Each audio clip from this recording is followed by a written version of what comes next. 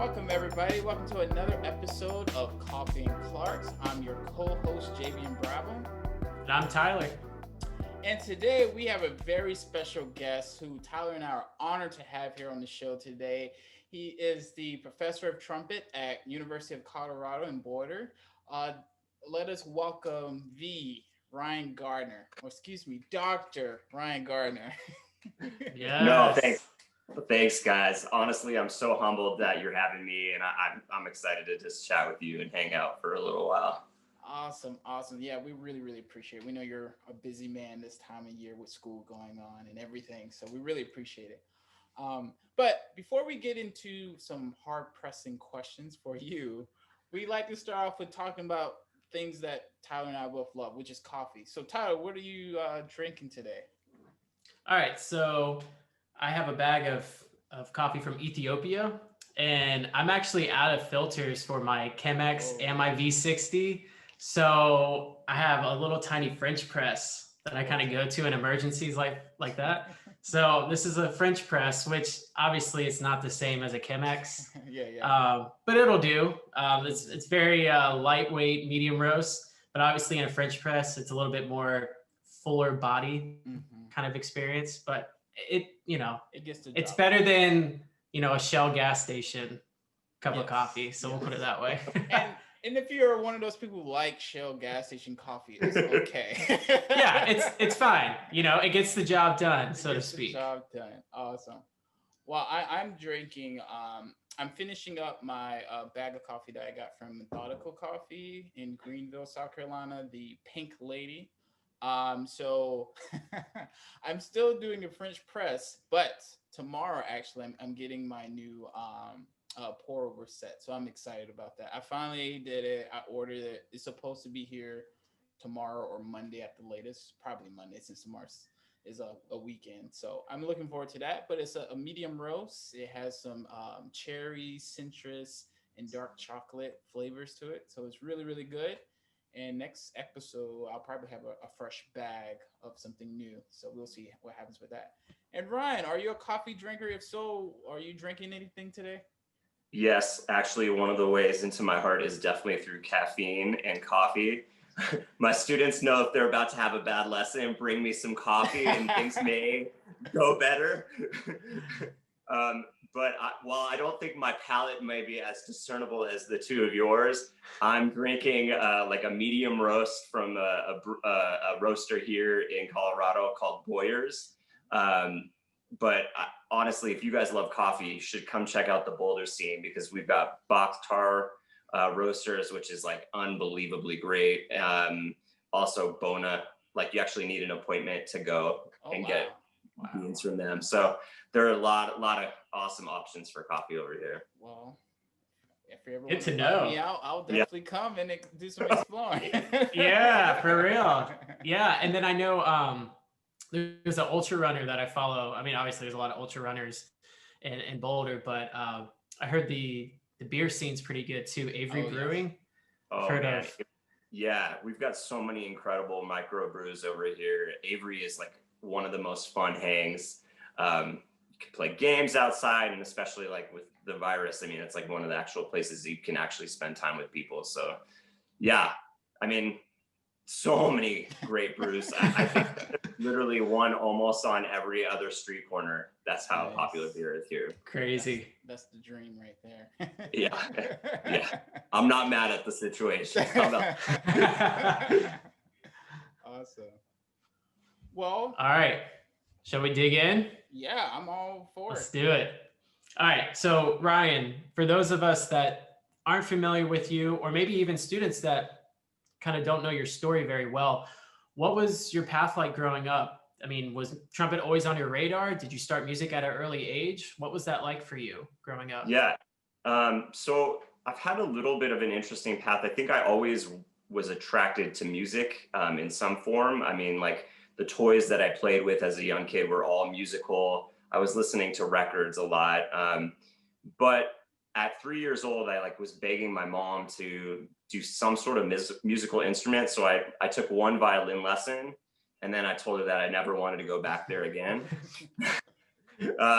So that didn't go very well. I guess I was not meant to be a string player. And then at the age of 4, I actually did start on piano, which I think did help and benefited me in a lot of ways. Although I didn't really enjoy practicing the piano, if I'm being 100% honest. But man, I can play a mean entertainer still. So, but yeah, I mean, I studied piano for about 4 years. And then was fortunate enough to be in a really fantastic like music program that is just a public school music program. It's actually the same program that Michael Sachs grew up in. It's just Santa Monica Unified School District, and they have elementary music. And so I actually didn't really want to play the trumpet, but through some peer pressure of my friends, that's how I ended up playing the trumpet. We were going to be a brass trio. That lasted about 10 minutes. And so I started playing trumpet when I was about 8 years old, which was 4th grade, and had some success early on, and some young, lesser competitions. And then it just never seemed to not be in my future. It was never like a conscious decision that I was going to be like, I'm going to be a trumpet player. It just was like, what's next? So that's kind of in short my story of how the trumpet ended up being in my life. Yeah. Were you taking lessons in middle school and high school? Yeah. So one of the great things about living in Santa Monica and, being in a bigger scene like LA, my first trumpet teacher is a studio musician. His name's Paul Salvo, and he was just so instrumental. His dad was actually a pretty well-known trumpet teacher himself in New York City, and he has a book. It's Double Tonguing and Triple Tonguing by Victor V. Salvo. So if you guys are interested in that book, I would definitely recommend checking it out. But yeah, I mean, I started taking lessons in probably about 5th grade. I think my parents were like, is he really going to be interested in this? So I did that in 5th grade, and then I stayed with him till about 10th grade. And it was amazing. I mean, he taught me so much, and not only just took an interest in what I was doing trumpet wise, but he would take me to concerts. I mean, I remember going with him to see Arturo Sandoval live, going to hear Wynton live. So like that kind of commitment and investment was like super cool, and it made me more eager to learn, I think. Yeah, that's amazing. Awesome. So what would you say are the biggest takeaways either from each degree that you received or from any of your teachers that you had either as an undergrad or a graduate student? That's a great question. So, continuing in that lineage, I studied with Paul for a long time, and then I ended up studying with Boyd Hood, who is in the Los Angeles Philharmonic. He was 3rd trumpet for over 30 years, and he's was the teacher at USC for a while. And like Paul, he spent a lot of time with me. I mean, I would go to his house and he would schedule me for a minimum of like an hour and a half lesson, which is just, yeah. And then honestly, they would sometimes go 3 hours. That's how amazing Boyd was to me. And what I would say that I got from Boyd is he really taught me how to fundamentally play the trumpet. I mean, we went through so many fundamental concepts. And also I would say that he really introduced me to the musician that I am today. And I think a lot of in that hour and a half to 3 hours that we'd spend together, we'd play, but we'd also talk, and we would, sit down and listen to music. Something that we don't do a lot of or as much of these days. And so we would sit down, we'd listen to a track on a CD. And then the next week I would have some sort of present, like, here's another CD that I made for you off of a record, go listen to this and let me know what you think. And so I think that, just spending time with him and getting those fundamentals and that musicianship and passion was really helpful for me. And Boyd went to Eastman. So that's one of the reasons why I ended up at Eastman. And I was fortunate enough to study with Jim Thompson. Jim was just an incredible mentor to me as well. And what I would say about Jim is he's probably most known pedagogically for his buzzing book. And, you know, for me, it was extraordinarily helpful. I play with a slightly like not centered embouchure, and the whole point of the buzzing book is to make everything feel the same, no matter what register you're in. It should all feel like middle G. And he was really helpful in helping me figure out how to navigate the horn up and down while staying consistent in my sound. That was really, I would say, the biggest takeaway from him. And we went through a ton of repertoire. I think at that time, Jim really wanted me to do like a solo track. Like he was like, you should really do a lot of solos. And so we went through so many solos. And I think that was really helpful to give me a little bit of background now as like a college professor. Then I ended up going to Rice for my master's and study with Marie Speziali, and loved her, still love her. She's like my trumpet mom. Yeah, and just feel so grateful to have her in my life. And Marie was just so amazing in terms of getting everything that in my playing to be more air-based. You know, while I was able to navigate the horn, I think I was still using a little bit of tension and pressure. And so she really was like able to kind of solve that riddle and really help me get everything out of the horn as opposed to like, you know, still here. She also was able to really push me in terms of like refinement and detail-oriented ideas. Just the way her mind works is really, she's so detail-oriented. She'll literally, like, you can play one note and she'll be like, no. And then you play it again, no. Then you play it again, no. And then you play it again, you're like, well, maybe, right? So it was incredible to have that kind of ear. And I feel like my ears really grew under her. And we auditioned at Rice for everything, every rotation. And so I just got better at taking auditions, learning repertoire quickly, and being able to get it to a high level. And then from there, I ended up going to New York City, and I studied with both Mark Gould and Vince Penzarella, which of course, just awesome guys, so great. You know, Mark, I think where he helped me the most is that Mark is able to get into your head like nobody else. I could see that. You know, for better or worse, right, guys? Yeah. But for me, it was definitely for the better. I mean, he made me really dig deep inside and, you know, like figure out how to fight myself to get to the next level. And he really did pull that out of me.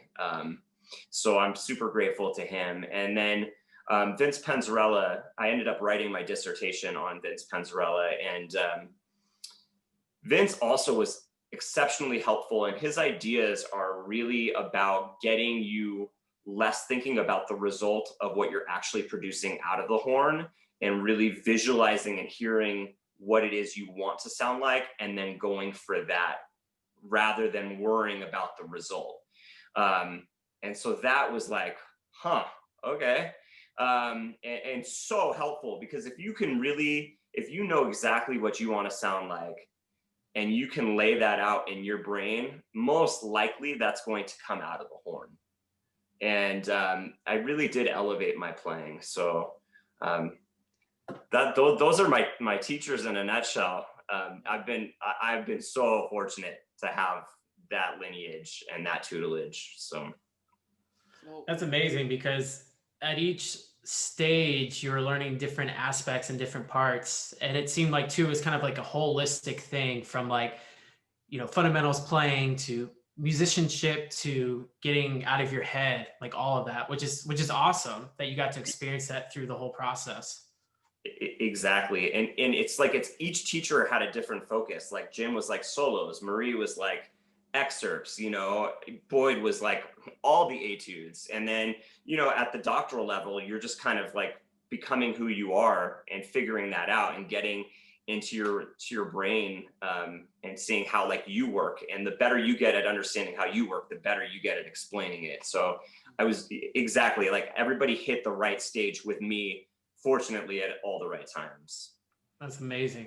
So with all that success too, have you ever had any setbacks in your career that either taught you something at the time or showed benefit down the road? Yeah, I mean, I'm like always super honest about this. I was a really supernatural player, growing up, like no problems. You know, I was doing extremely well. And then sort of like around, like, there were a couple times where I just had some issues, and the issues were mostly, you know, tension based. And I think they were, like, you know, maybe somebody said something and I just took it too literally, and then I felt like I couldn't play the trumpet. So, you know, what was really challenging, I would say that I had one of those episodes probably in the middle of my undergrad around my junior year. And I probably had one in my doctorate as well. And the one in my junior year was a challenge because I saw people who, you know, were younger and like, you know, who I thought I was just like, you know, as a younger player who's just like only known success, you know, to have that kind of setback. And then you see people who are, you know, your level, who are just starting to surpass you. And you're just like, man, this sucks. And then I would say, you know, in my doctorate, like I kind of also hit a little bit of a low in terms of just like, there's so many great musicians in New York that you just sort of, I feel like I lost myself and I just forgot what I brought to the table as a musician and as a player. And a lot of it was just tension based and mostly like confidence based. But it manifested in like, you know, like me just not being as excited to play, me feeling like, you know, I couldn't do some of the things I used to do. And what helped me get out of that was that, and honestly, there were a couple of times where I just like wasn't really into the trumpet and I was looking at alternate routes. And I think what sort of made me realize that I couldn't quit was the fact that every time I tried to quit, like the trumpet wouldn't quit me. Meaning like I'd take 2 days off and be like, I just need some space. And then like 2 days later, I'd have the trumpet in my hand. And so I think this has been helpful, not only in my playing, but also in my teaching, because I understand what it's like to be at those lows and so just like not enjoy what you're doing. And it's such an unfortunate thing because trumpet is meant to be fun. And so that's what I did is like, I just dug deep and I figured out like, instead of worrying about, you know, not being able to do this or so-and-so can do this or those kinds of things, I started to focus on what I could do. I started focusing on playing with a beautiful sound. I started focusing on playing repertoire that I knew I could play. I started focusing on sounding good.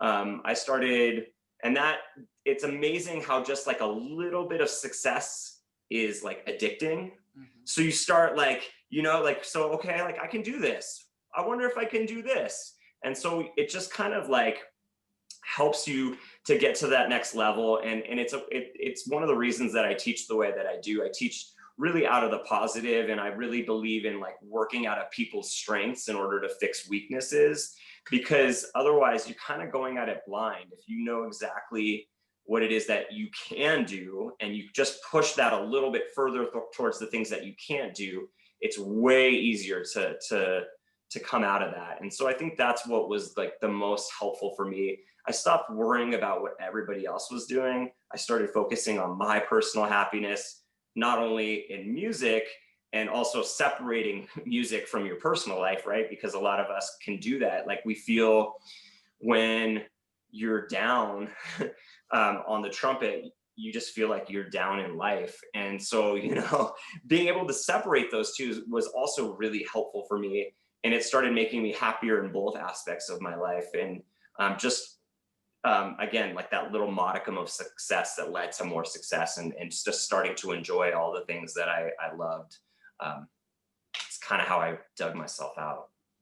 That's amazing. And thank you for sharing that too, because I know sometimes people like to make it seem that it was all roses and unicorns and this and that. But I feel like, especially nowadays too, people being stuck indoors and not seeing concerts, and now people are kind of posting their playing online. And so what you get is like a finished product of people's playing, and you're just like, oh my gosh, that was like perfect. But what you don't see is it might have taken them 20 to 30 takes to just get that little 30-second snippet, you know? Totally. So now all of a sudden it's just like, oh man, everybody sounds so good. What am I doing? You know? So I appreciate you sharing that and being honest. Of course, you know, honestly, I just want people to realize that, like, you know, it's not always like roses and unicorns for us, right? Like, it's just not. Every day is different. And, you know, I feel like I'm a stronger player now than I ever have been because I'm enjoying it more now. And so, like, if you're not enjoying it, but you know deep down you love trumpet, I want people to know that there is hope, and like, you just have to find it and find something that is enjoyable for you to play every day that can keep you growing in a positive way. And I agree, like, I think everybody has been putting all these amazing things on social media. And I think in some ways it's been like super inspiring, right? But I think in other ways it's like made people feel like guilty, like they're not doing enough. And, you know, I would just encourage people to just do what they can, you know, and be okay with that. Right. Yeah. Absolutely. Well, I guess our next question is, we know you're a part of this organization called Music for Autism. So I was curious, how did you get started in that organization, and what is that organization all about? Thank you for asking about that. It's something that has been just a really special thing in my life for many years. So I've always had autistic people in my life somehow, which has been so amazing. But my best friend growing up, his brother was autistic. And I just remember, I don't think at that point we really knew what autism was. And so I just remember him like always being super protective of his brother, which meant I was also super protective of his brother. And then later on in life, when I was in high school, another one of my friends, her brother was autistic, but also a trumpet player. And so I would teach him lessons, which was like so fun, and just an incredible experience. And so when I was in New York in 2007, somebody I went to like childhood Tanglewood with started the American chapter of Music for Autism. It started in the UK, and he did some sort of like Fulbright or externship over at Oxford, and so he started learning about Music for Autism, and he founded it over here in New York. And so I actually played the first Music for Autism concert in 2007, which was, I think, like a very pivotal moment for me and how I look at music. Because I felt like I got more out of that concert than I gave back. And I tried, of course, to give back as much as I could. But to see how music actually helps people with autism, to see how they react, to see how it soothes them, to see how happy it makes them. That was like a moment where I was like, this is what music is about. You know, like as classical musicians, we're like, well, this has to be perfect and it needs to be refined and it needs to be this. And it was like a moment of clarity. It was like, no, this isn't about me. This is about the audience and what are they getting out of it, you know?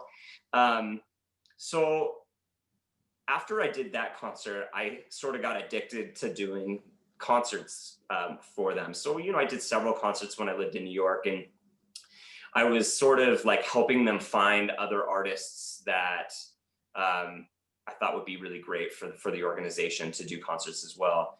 And they were very sweet, and I became like their spotlight artist 10 years ago, which is crazy. But and so yeah, and so that just meant like, you know, more concerts, more networking. And then I would say maybe about 6 years ago, they asked me to jump on as their artistic coordinator. And so my job with them is to find artists and to make sure that they're trained for our concert. And we do about, I would say, 30 concerts a year, especially we're in 4 different areas. We're in like the DC area, actually. So maybe we can be in touch, Tyler. Yeah. And we're in Houston, we're in New York, and we're in LA. And so I'm mainly responsible for LA and New York. And that between them, we do about 30 concerts a year, which is awesome. And right now we're doing virtual concerts about every other week. And so that's been just such a highlight for me.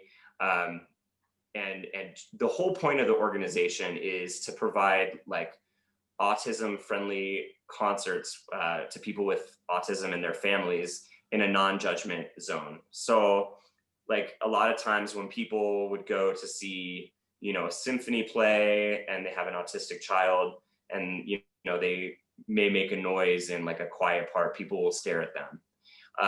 And our concerts are when people like these kids and their families, they can come to our concerts and they can just do whatever they feel at the time. They can yell, they can dance, they can, you know, come on up and hang out while you're performing. It's an unbelievable, and the parents, their reaction is like even more meaningful. I mean, I've had parents in tears, just like finally, like they can just allow their kids to like just enjoy music and be themselves. And that is one of the reasons why I just love that organization so much. It's just so special to me. Wow, that's amazing. My parents both work in, well, my dad's retired now, but he worked with adults that have Down syndrome, and my mother worked with students in Duval County in Jacksonville, Florida, that have learning disabilities or autism or on the spectrum. And so hearing you talk about that like resonates with me a lot, because I, like you said, I grew up attending Special Olympics, volunteering for those things. I watched, you know, my mom deal with, you know, work with students in the classroom that were autistic, and the, you know, the things that they have to do to engage them and all those things, and how special those people really are. And so just hearing what the organization does is amazing, and hopefully we can spread the word more about it. And it just sounds like a wonderful thing. So thank you for the work that you've been putting in. Yeah, I'm just proud to be associated with them. I'm so, yeah, I mean, I'm just honored to be able to be a part of that, because it's so rewarding in so many ways that I never thought I would know. Yeah, that's awesome. So your studio, this is your second year at Boulder? Okay. Yeah. And before that, you were at Oklahoma State.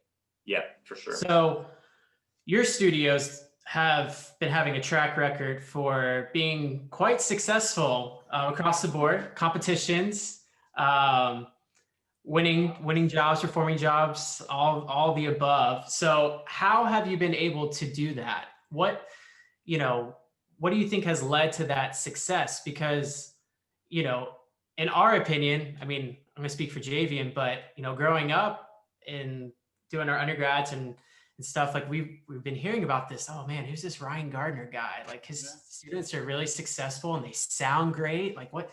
So can you kind of tell us a little bit about like how you've had so much success and in such a short amount of time as well? Because you're still, you know, young at the game, like doing this thing that you're doing, and you're already under 40. There you go. Yeah. Yeah. Well, first of all, thank you. That's like very kind of you to say. Yeah, honestly, like it's been a learning experience for me as a teacher. But what I would say is that I've had the fortune of having incredible students who are open to learning. And I think it all starts with that. But when I first got to Oklahoma State, you know, there was talent there. They just didn't know what the expectation was outside of what it is that they knew at Oklahoma State. And so the first year I took them to the national trumpet competition, and I think that was like a very important time for these students in particular, because they were able to hear, of course, they didn't advance. They thought, man, why didn't we advance? And then they started hearing like all the groups that did advance. They started hearing the soloists that were advancing. And I think that they started to realize, okay, so this is what the expectation is. This is what people need to sound like. We can do this. And so by the second year, we got better, and not only individually, but collectively. And so by the second year, I had a student in the undergraduate finals, and my group was also in the finals. So like in a 2-year span, like they decided that they wanted to be great. And I think that was like, again, like that was just so important. And then by the third year, my group won for the first time. And so I feel like success begets more success. And that's kind of what started to make them think, maybe we can be great, even here, like anywhere, because that is the truth. I mean, you can come from anywhere and be great.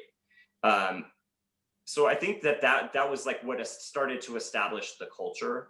I would also give a lot of credit to my colleagues at OSU, who I walked in the door with a fantastic wind ensemble, and a horn and trombone professor who already had elite studios, in my opinion.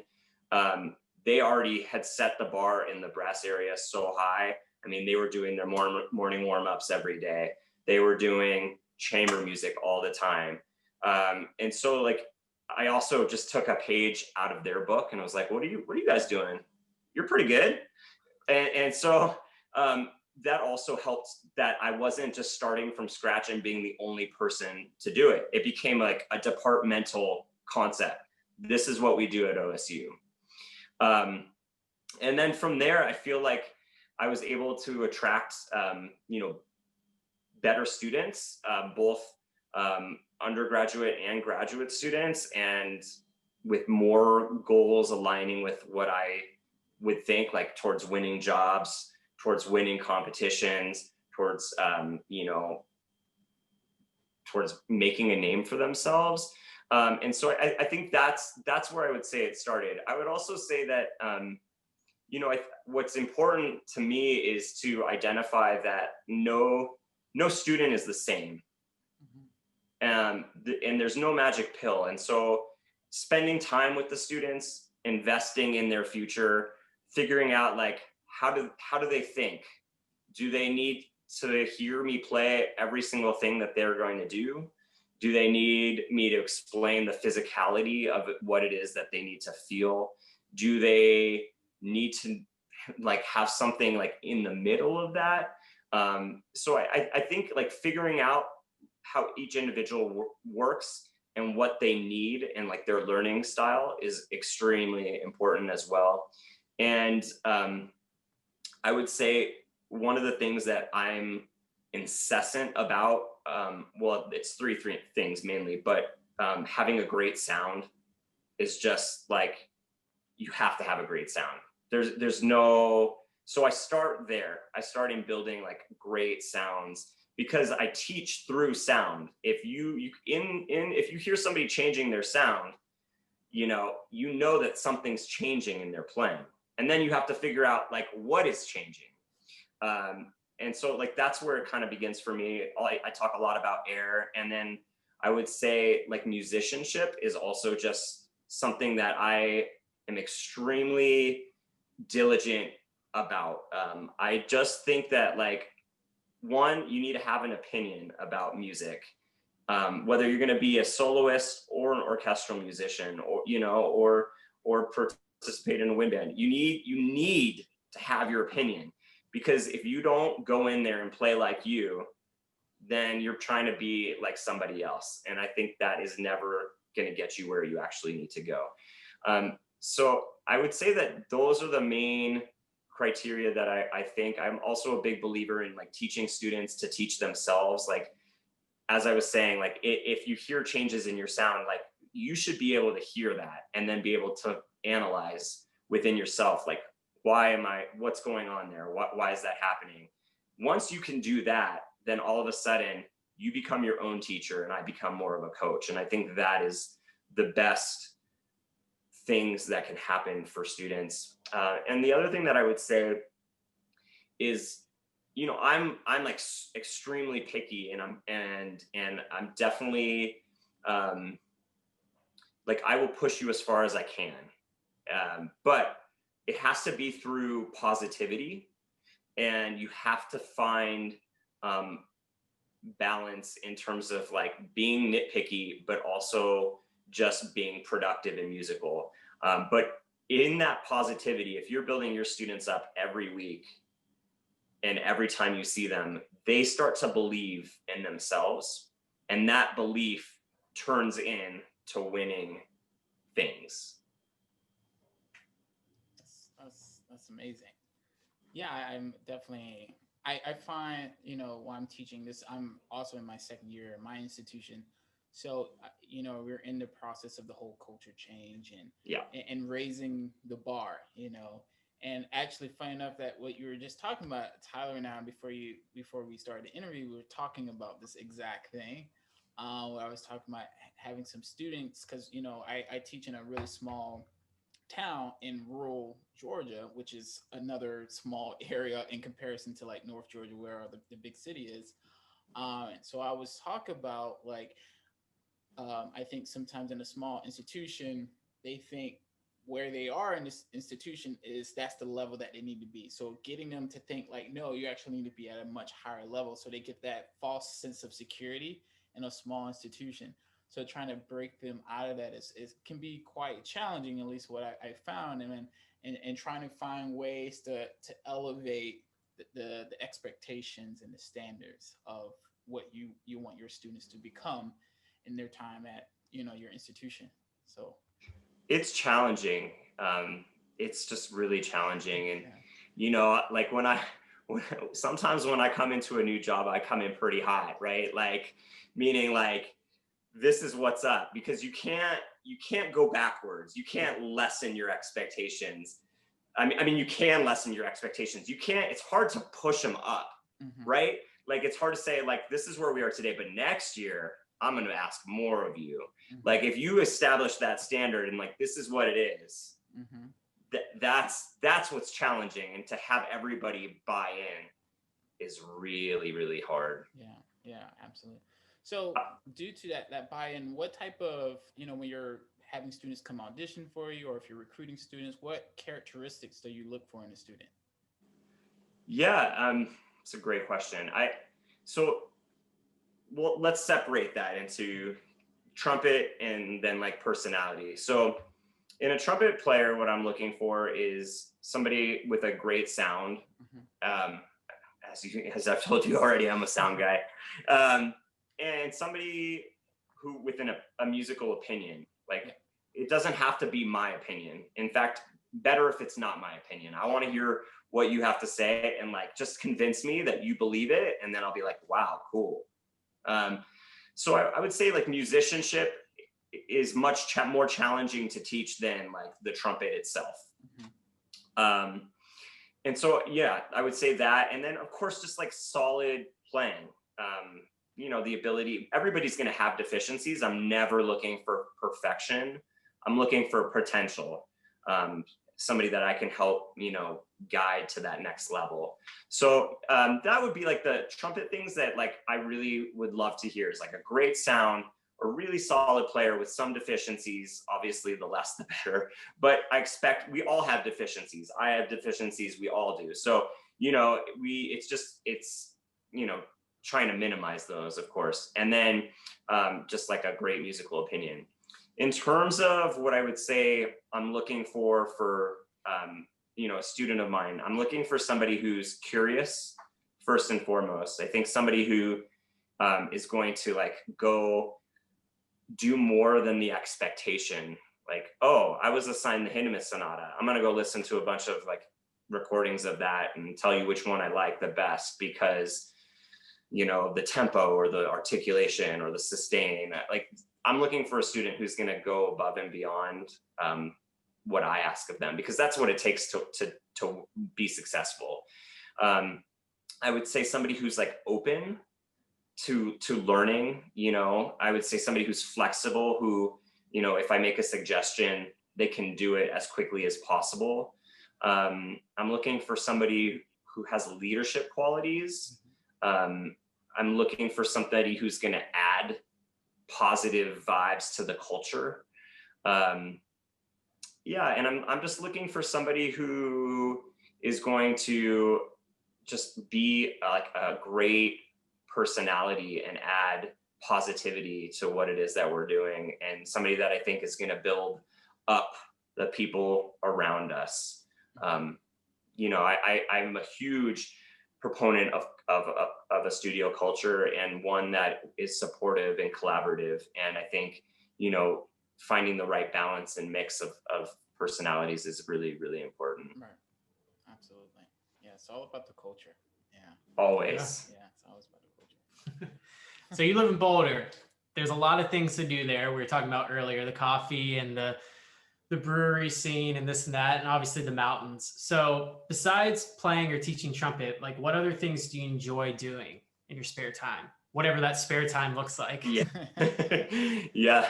Not much right now, but I am a huge sports fanatic. Love sports. Grew up in LA. Go Lakers. Sorry, all of the haters. So you're really having a good year right now with the Dodgers. We're having a great year. The Dodgers, Lakers, and I'm not like a Fairweathers like Clippers fan. Like, come on now. Like, I've been a Lakers fan since I was like 4 years old. Yeah. So same thing with the Dodgers. I do like the Angels, but I always root for the Dodgers. So yeah, I do a lot of like watching of sports. I run every day. That's important to me. Hiking. I mean, one of the best parts about being here in Boulder is like access to these mountains. And so anytime I can get on the mountains is just awesome for me. And then I actually grew up playing sports. So like I played tennis in high school. And so anytime I can get out on the court and do that, that's something that's fun. And like, I love NCAA football. Although I don't know, we'll see about CU Boulder this year. Not feeling great about the Pac-12 right now. And I would tell you, like, I also have like 3 fantasy football teams. So, that also, that's a lot to manage. It's a lot to manage. Yeah. I have Le'Veon Bell on my team right now, who just got picked up by the Chiefs. And anyway, that might work out for you though. I think so. Actually, I'm feeling pretty good about it. So like I spend a lot of time just doing that, and I watch tennis when I'm practicing sometimes. So just like those kinds of things. But yeah, anytime I can be outside, either drinking a beer or outside on the mountains or drinking some coffee, like that's pretty much my happiness right there. That's beautiful. Yeah, that's awesome. Sounds like you have balance in your life. Man, it's taken me 38 years, but I finally think I found it. Yeah, it's a process. It is. I'm still figuring it out. Yeah. Well, actually, I'm glad I asked that, because that kind of brings up a question that just came to mind. Because I know you have a pretty sizable studio. How do you balance your own practice with your teaching load? So I'm always asking professors how to do that, because I'm also trying to figure those things out as well. Man, it has taken me a long time to figure this out as well. So my day starts at about 6 a.m. every morning.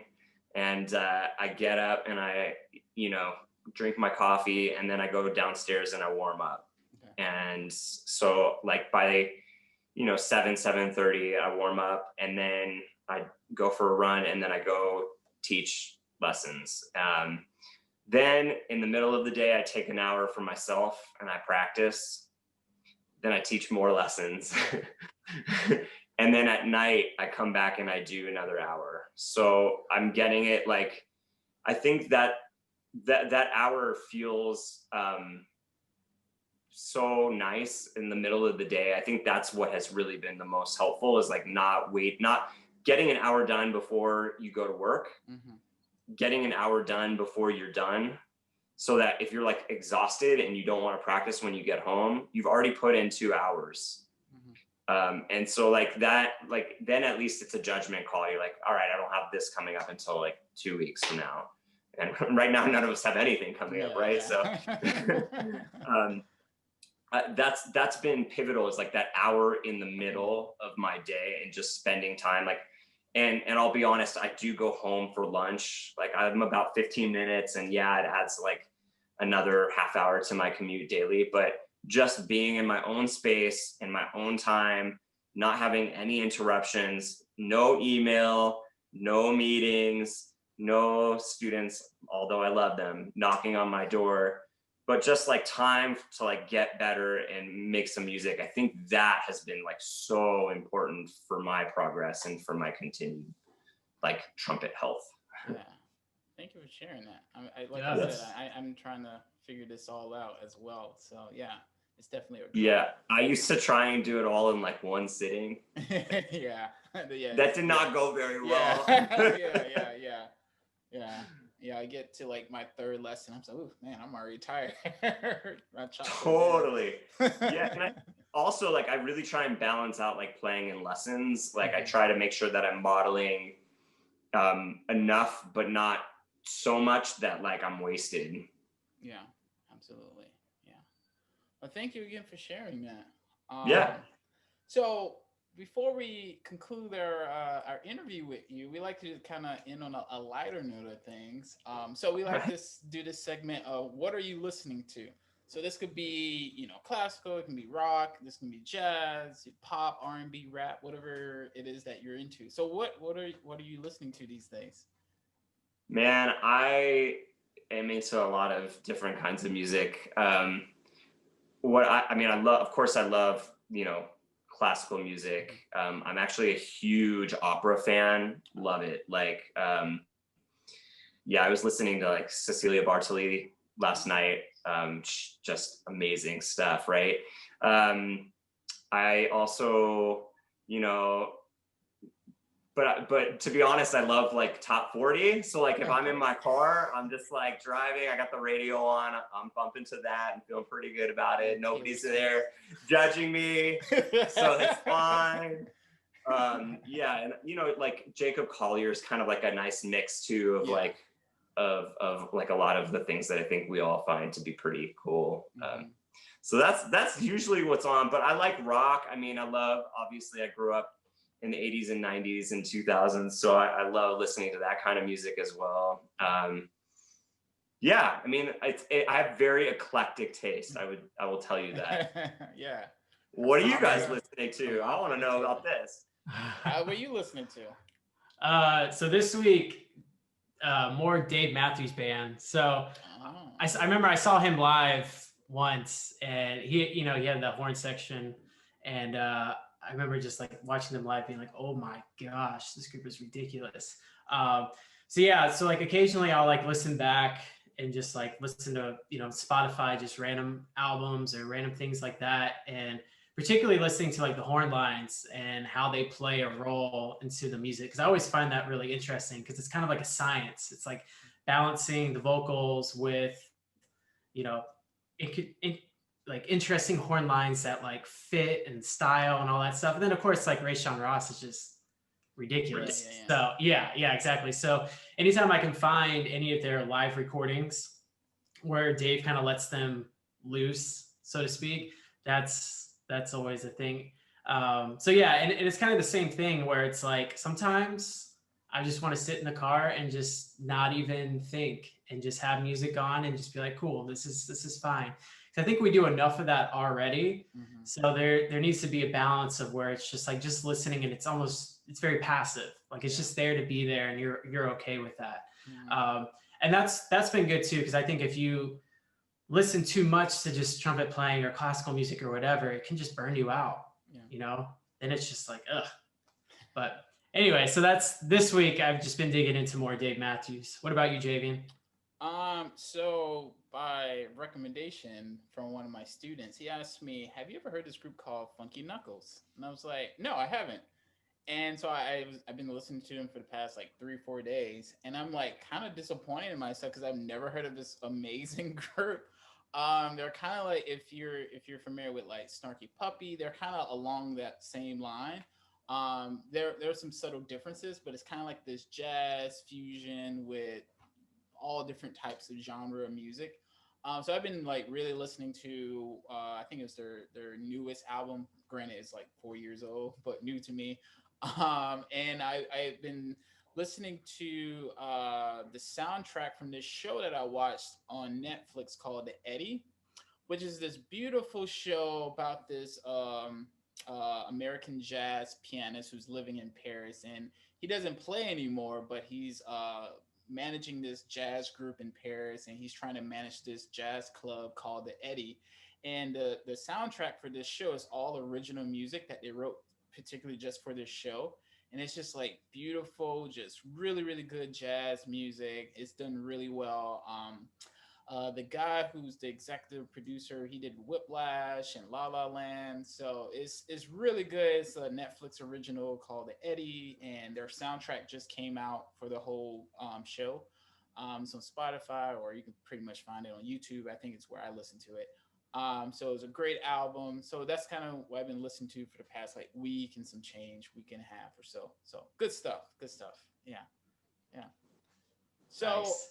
I want to thank you all again for tuning in to another episode of Coffee and Clarks. And I definitely want to thank Ryan Gardner, Dr. Ryan Gardner, for coming in and letting us talk to him about his life and his trumpet studio at University of Colorado Boulder. Dr. Gardner, where can people, if they want to follow you and learn more about you, where can they find you on social media? Yeah, sure. I mean, I'm on Facebook. I'm on Instagram at Ryan B. Gardner. You can also check out my website. It's gardnertrumpet.com. Or you could just kind of go to the CU Boulder website and see what they're doing there. Yeah. Awesome. Tyler, where can people find you? Yeah, so Facebook, Tyler Duncan, just my name, and then Instagram, Tyler Duncan 91. Pretty basic. It's all good. And if you want to follow me, you can find me on Facebook, Javian Brabham, and then on Instagram at Javian Brabham or Nerdy Prof. I think it's my screen name, so you can follow me there as well. So thank you all again for listening, and we hope to have another episode out sometime in the near future. So just follow us, and we'll keep you posted. All right. Thank you again. See you next time. Awesome. See ya. Thanks, guys.